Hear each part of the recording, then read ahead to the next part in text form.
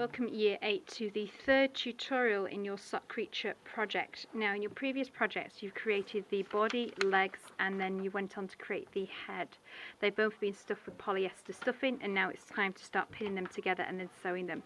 Equipment that you're going to need today are pins, a pair of scissors and needle and thread, and don't forget to double up your thread as you've seen in the previous tutorial.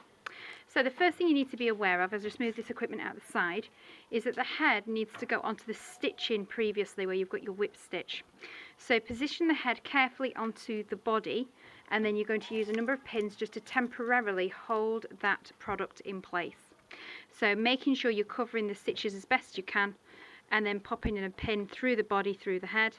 You might want to do a couple of these just to tack it into place so that it's comfortable for when you're doing your hand sewing. Now whilst I'm just pinning this, the stitch that we're going to be using today to secure the head onto the body is going to be a whip stitch. So slightly different than a straight, but will give you the strength and security knowing that the head will stay on. And of course that's very important when you come to health and safety features as well. Right then, I've temporarily secured the head. Just check the shape in the body and the form. At the moment we haven't added a tail or we've added any extra features to the face, we're just at that early stage. Next, take your needle and thread, and it is very simply just a case of placing the needle in through the body, then through the head, and then wrapping that round. The knots you don't want to see, so I always start off when sewing to conceal the knot first. So I place the knot just gently inside the top of the sock creature and pull that through. Notice today I'm actually using a light coloured thread so that it blends more, as these stitches could potentially be visible. And then all you're doing, as you can see there just on the screen, is you're poking through the body of the creature and then through the head and then pulling that through, and you're just repeating the process, nice small tight stitches all the way through. So through the body of the sock creature and then through the head and then pull through, and so on and so forth. One more time, so through the body, through the head and then pull through.